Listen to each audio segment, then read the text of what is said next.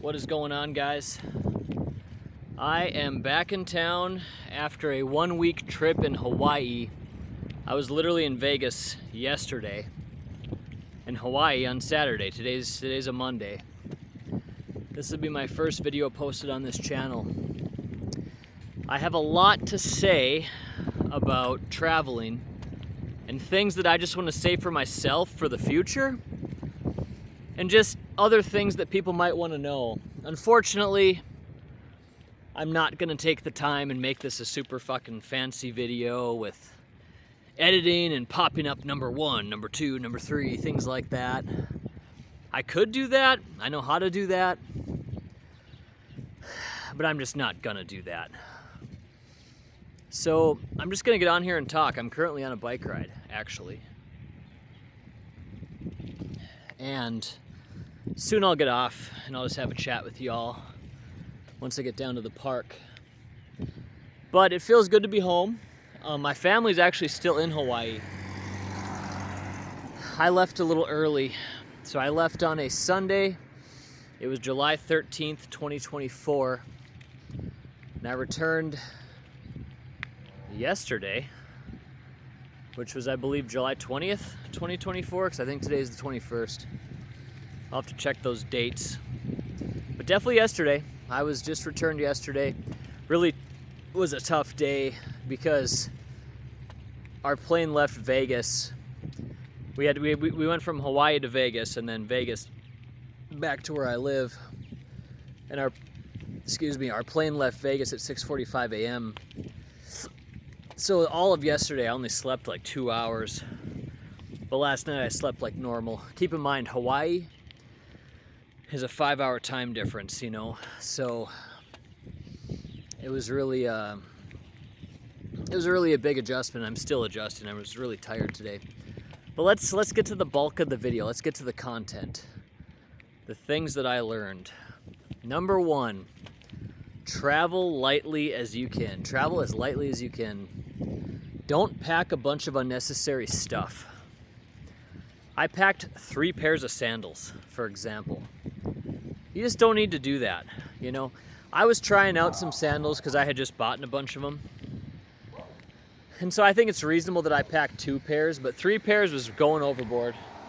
It was really dumb. I used every single one of them, except for, I suppose, one of them I really didn't use very much.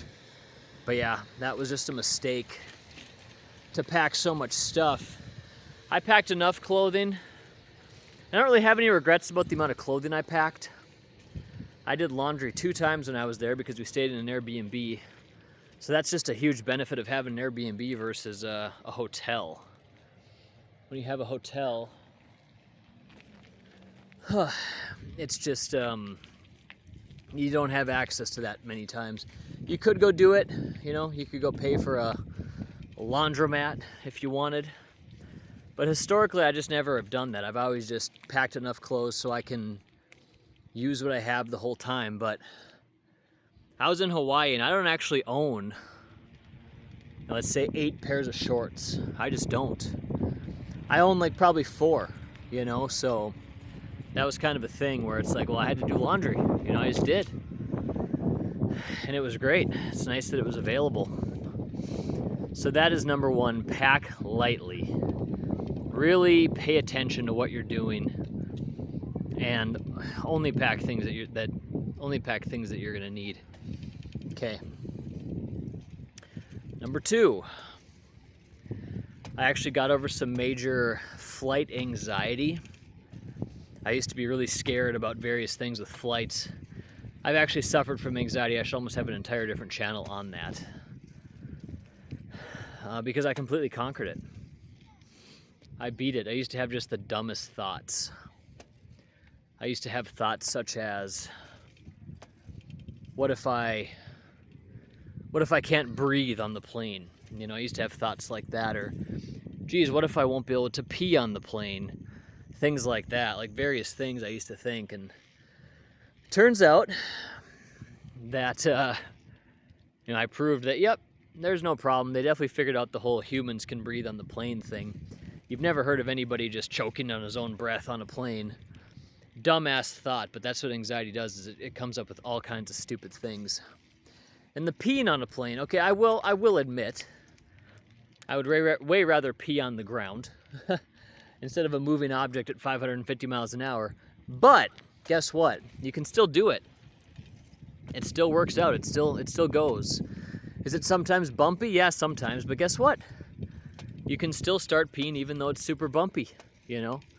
So, yeah. Never even had to do anything different, like sit down or try anything else. It's just, you just sit there, and if it's a little bit bumpy, just wait a little bit longer, you know? Eventually it all happens. So yeah, really dumbass anxieties. Still have never pooped on a plane, but you can do that too. While the bathrooms are very, I'd say, small and probably not very comfortable, they're not very spacious, but they still do the job, and people can still get their things done inside of it. So nothing to fear about the plane, nothing to fear about the bathroom situation, nothing to fear about breathing. There's just no fears. The only thing that you're going to experience is possibly some discomfort. Maybe you're going to get discomfort in your neck. Maybe you're going to get discomfort in your legs. You're going to get stiff, or whatever the case is. But guess what? You're going to be just fine.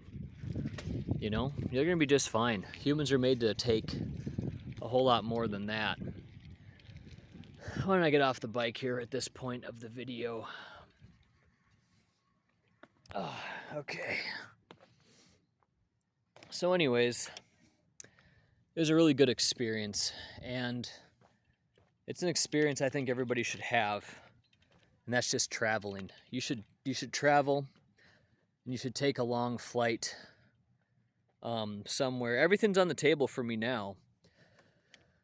I definitely had a time where I just didn't think it was even possible that I could take a flight to Hawaii. I'm like, well, I'd just certainly die. There's just no way I'd ever be able to do that.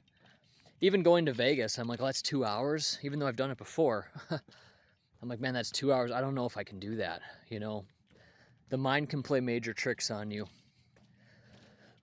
But you just have to fight through it and just realize, guys, that, it's all going to be fine. And you know what? Even if it isn't, I thought about the worst case scenario.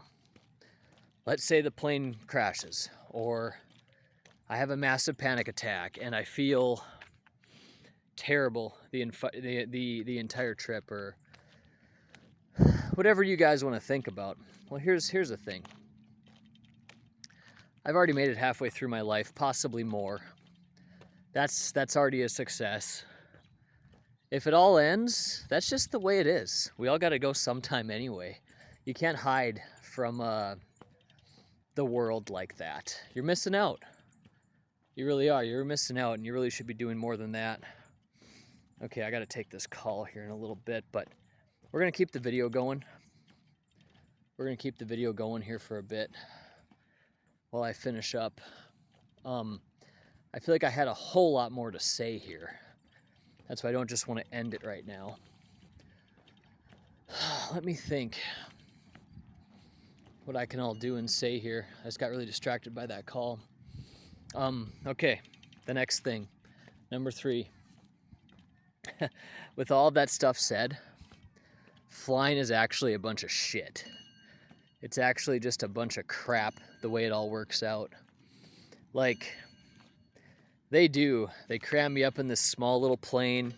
There's no damn room in the aisles. And it's just really kind of unnecessary the way they do it all. It's like, man, it's all about the profits, for these companies. And I understand profit, it's all about, people are just going to take it and just go with the cheapest price, when it comes to a flight, because people want to do this stuff and it's fun. But flying is just in so many ways such bullshit. I was walking through these aisles, and you have just the exact amount of room in there to make it so a cart can pass through, and that's it. They really it's just not as comfortable as it ought to be, in my opinion. But the other thing to talk about with that is, the plane is always going to get nice and cold once you're up in the air. Okay, so there's no reason why it shouldn't, because when you're up in the air, the outside temperature is like negative 67 degrees Fahrenheit. It's super freaking cold. It's freezing cold. And so there's no reason that plane should ever be hot. And it's usually not, especially a 7-hour flight.